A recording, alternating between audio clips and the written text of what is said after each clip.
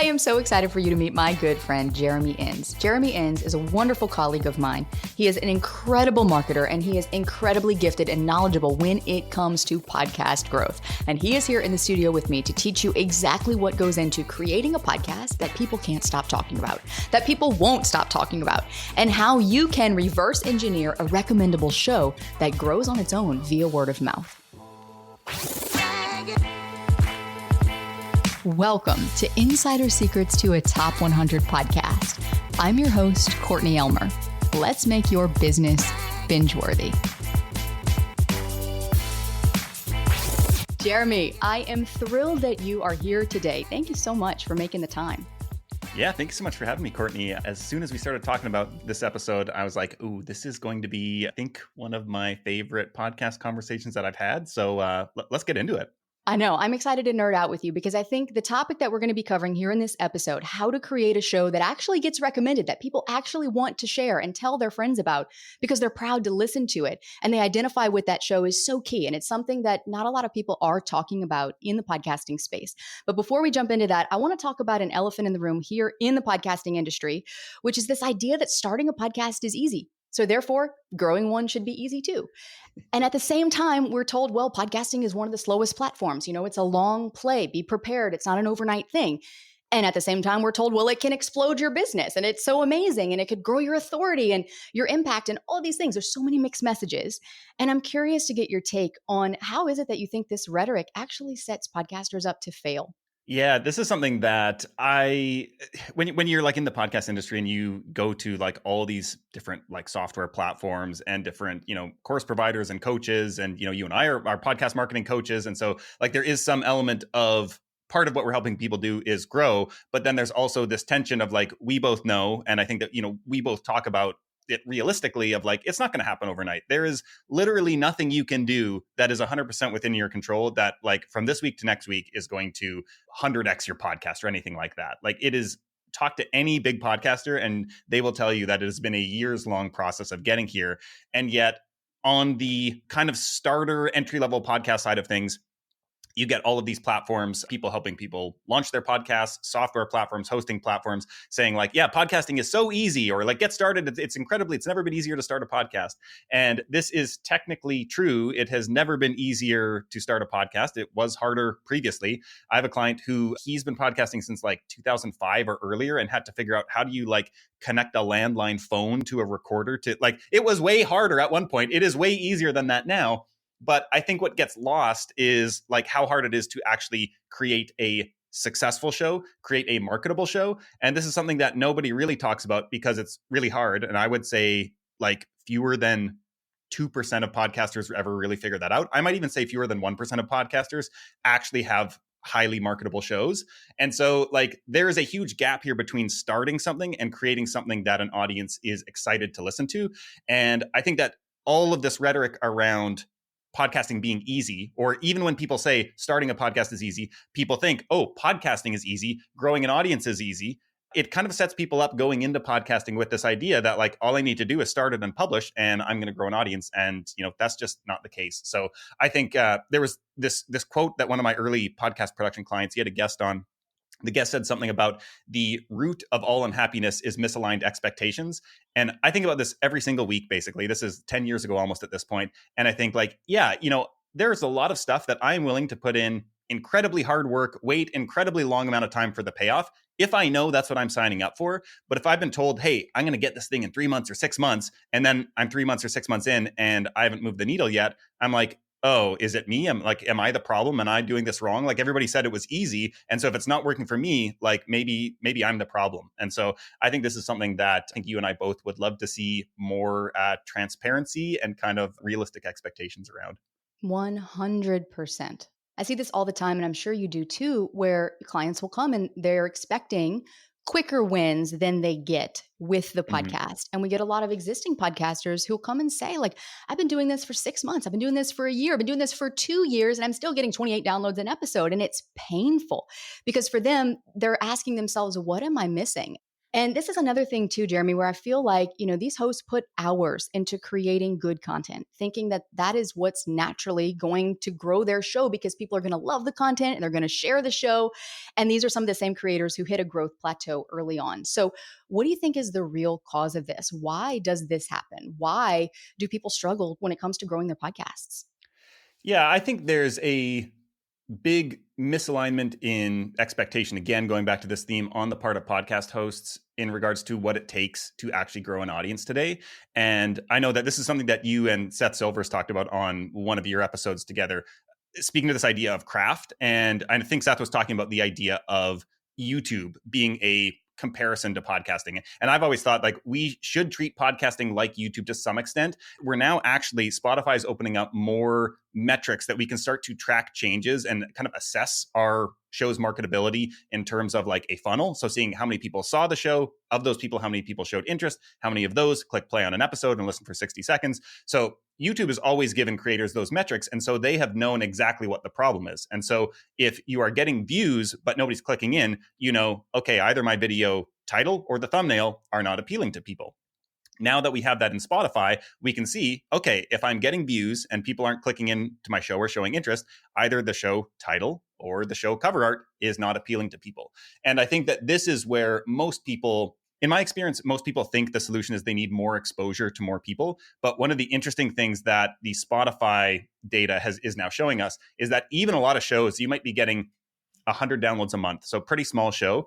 That show probably has several thousand impressions over that same 30 days. And so people are seeing the show and we have no way to know how many people are, but my kind of piecing together of data behind the scenes from what I've been able to see, I suspect that even most small shows get thousands of people seeing them and just choosing not to click play into them. And so I think there are a couple pieces at play here, but one is that the value is not clearly being communicated externally. And part of that's just that people don't even know, is this show relevant to me or not? And so there's a lot of like cryptic titles or just confusing titles or non-hooky, non-compelling titles, cover art that doesn't really speak to people who are coming across it for a split second. And so like that's a huge part of it.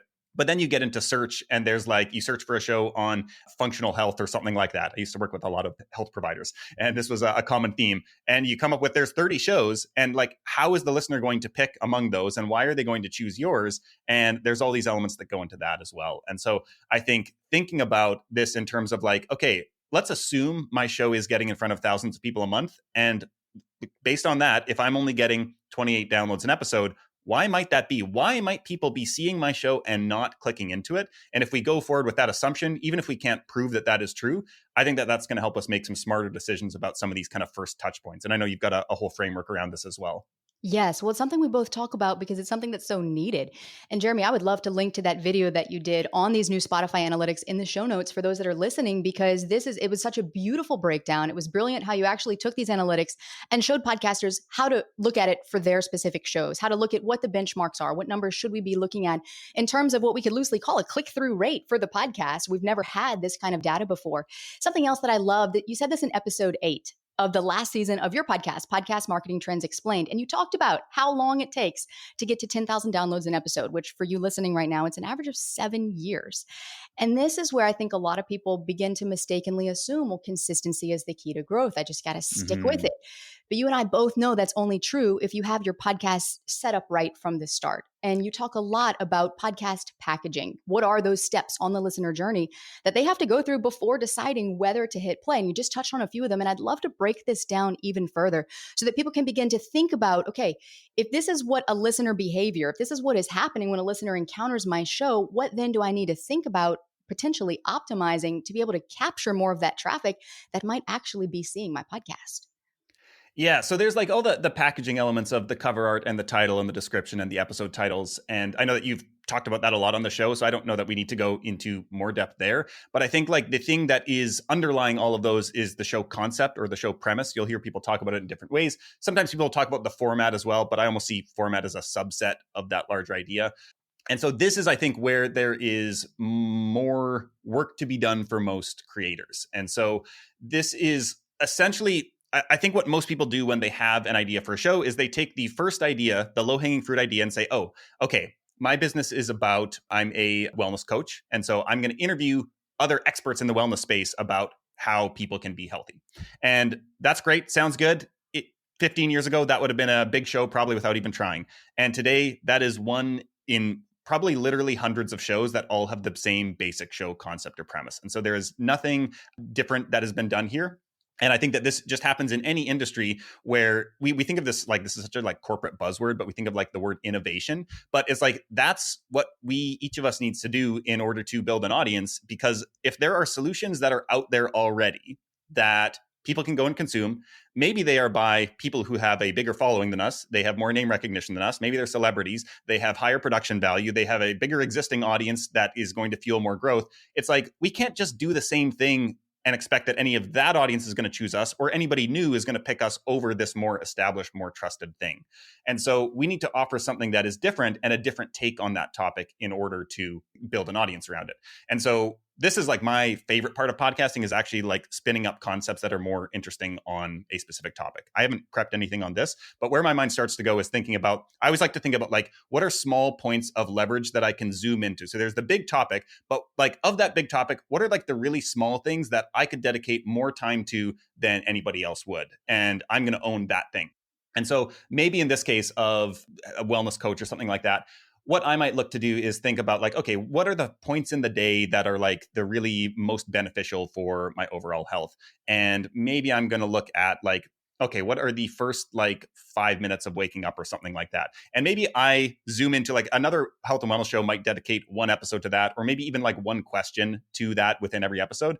But I'm going to be like, is there a way that I could structure every episode around just the first 5 minutes of the day and how these lead to a healthier life in general? And so it's like 5-minute morning habits. That's even still pretty generic. And so I need to add something different on top of that and think about like, okay, how do we structure an episode, explore this? Maybe I invite the healthiest people that I know and they all share their first 5 minutes of the day and we break down why do they do this, and we explore like all these different habits that people have. And now we're starting to get into something that's a little bit like, oh, there isn't another show like this, because we've zoomed in narrower and brought this kind of unique concept and format to the topic, where now this becomes a more recommendable show because it's distinctive and there isn't anything else like it. And when people think, oh, first 5 minutes morning routine, now they immediately associate us and our show with that idea. And so now, without us needing to do anything, we've popped into their head. And every single day there's a trigger event that now they think about our show. And so maybe they're going to listen to the show. And then their friend gets talking about the morning routine and they're going to say, oh, you have to listen to the show by this podcast I just found.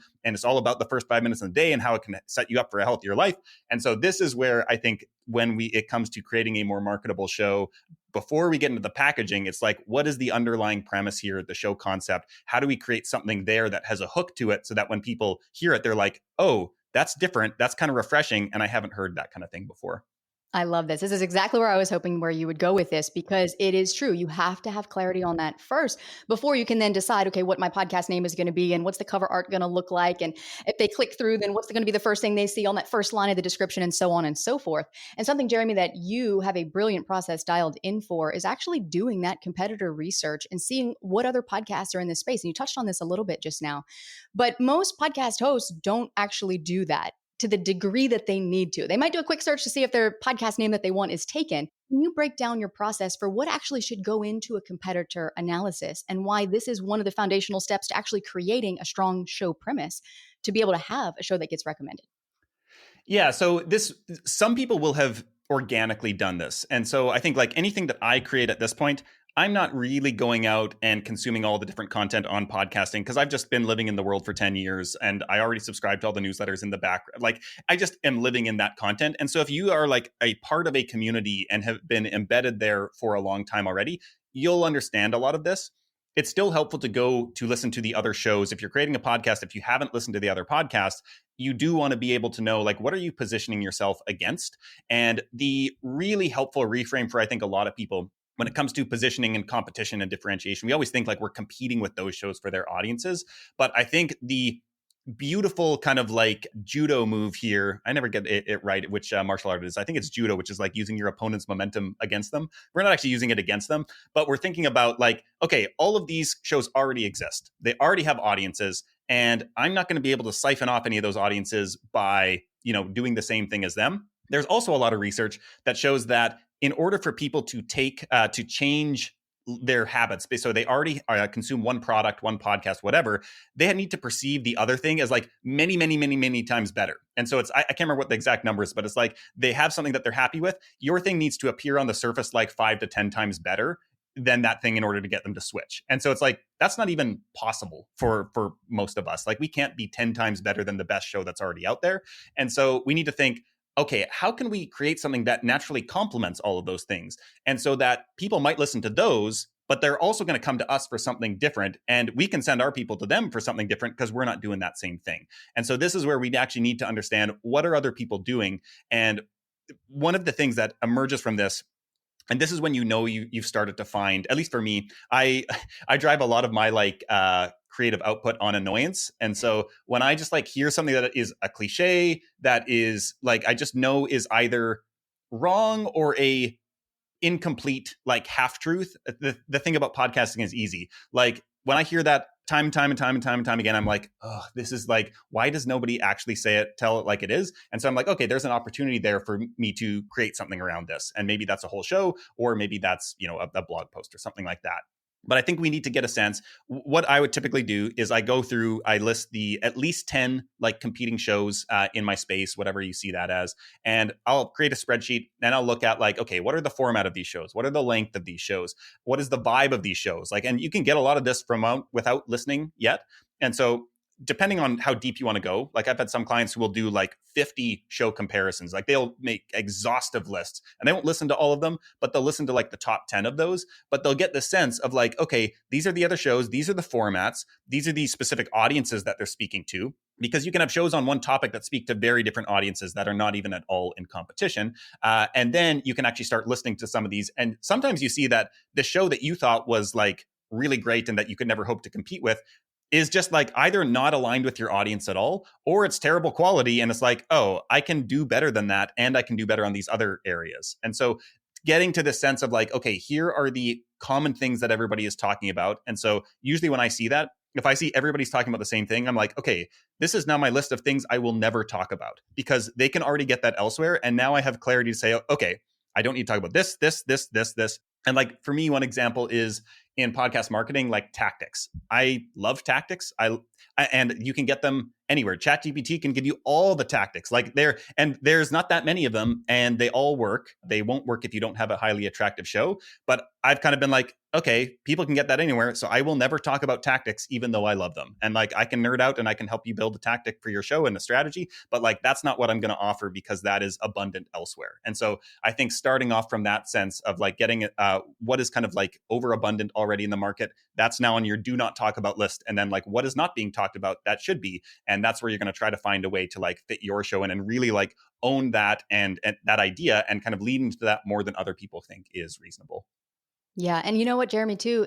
Right there is how you add value to an audience. I think there's a big question in the industry. Well, how do I add value? I got to create valuable content. And a lot of people think that means teaching how-tos or teaching tactics or teaching strategies or teaching people how to do something, which really that usually backfires because people walk away feeling overwhelmed, or they feel like they don't need you. That especially if you're driving, your podcast traffic to any sort of business. Something else that I love that you talk about is the hidden work that actually goes into building a podcast. And I saw an email from you recently that talked about some of the different types of hidden work. And one of them was actively seeking uncomfortable feedback. This is another thing that I think people often just gloss over because none of us want uncomfortable feedback. None of us want to actually actively seek that out either. And a lot of hosts, to their credit, do seek feedback from listeners. But that's not usually the most objective source when you are looking for how can I improve my show? What tweaks can I make to actually differentiate this from the other shows that are out there? A few months ago at Podcast Movement, I sought you out and I sat you down and I said, Jeremy, I want you to roast my podcast. First of all, because I wouldn't trust anyone else in the industry to do it. But second of all, because I know that I'm inside the jar trying to read the label. And this is so true for so many hosts. So what's your approach for that? How do you recommend to your clients to seek out objective feedback for their show? And why is this so important for podcasters to really prioritize seeking this out?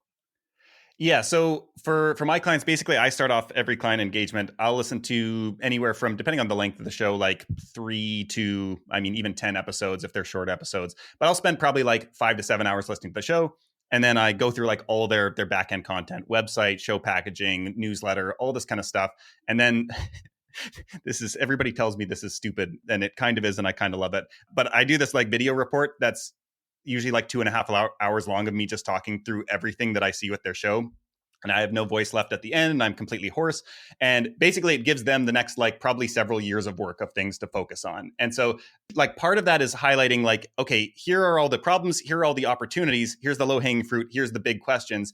And like the part of the problem, I think, is like when you're getting critical feedback, you actually need somebody who understands like what makes, in this case, podcast work or what makes content work. So I would be totally comfortable asking a high-level YouTuber who understood how content works, or a high-level writer. I think if they were to listen to my podcast, that person could give you great feedback on what works. And another podcaster who has been really successful and obsesses about the craft, they could give you great feedback on this as well. I think it is not helpful to ask family or friends or people who don't understand the mechanics of podcasting.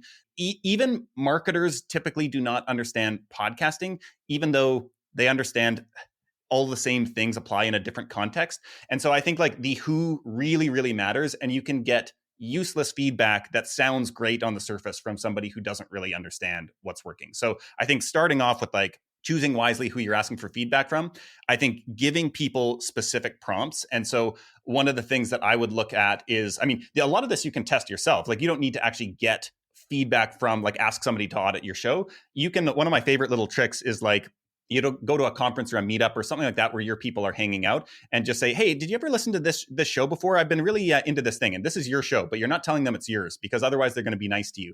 And you say like, oh yeah, it's this show. Like, have you heard of this? And they're like, oh no, I've never heard about that. And then you can ask them like, does this like look interesting to you? And they'd be like, I don't know, maybe not for me. Maybe I'll check it out. And you can follow up, and it's like, oh, like, well, it doesn't sound like you're that interested in it. Like, you know, what's not working for you? And they're like, I don't know. It sounds like every other podcast on this topic. And now you're like, oh, okay.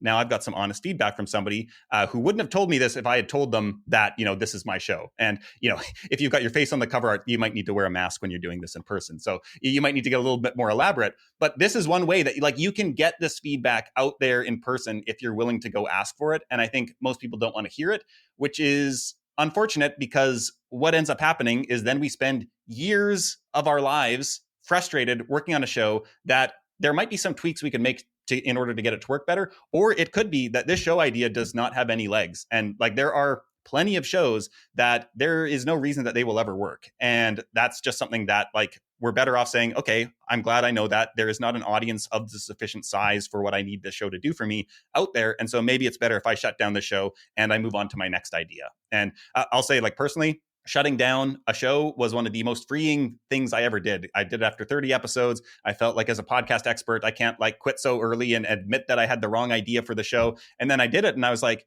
oh, this is great. There was no negative downside. And now I get to go create another show that I'm actually excited to do. And now I've created several shows since then. And I imagine I'm going to keep like starting and quitting. And some will be seasonal. Some will, you know, I'll do 10 episodes and realize, oh, this isn't really working for me or for the audience or whatever. And I've got more ideas and I'll keep like going through until I find the ones that are like the most kind of fruitful.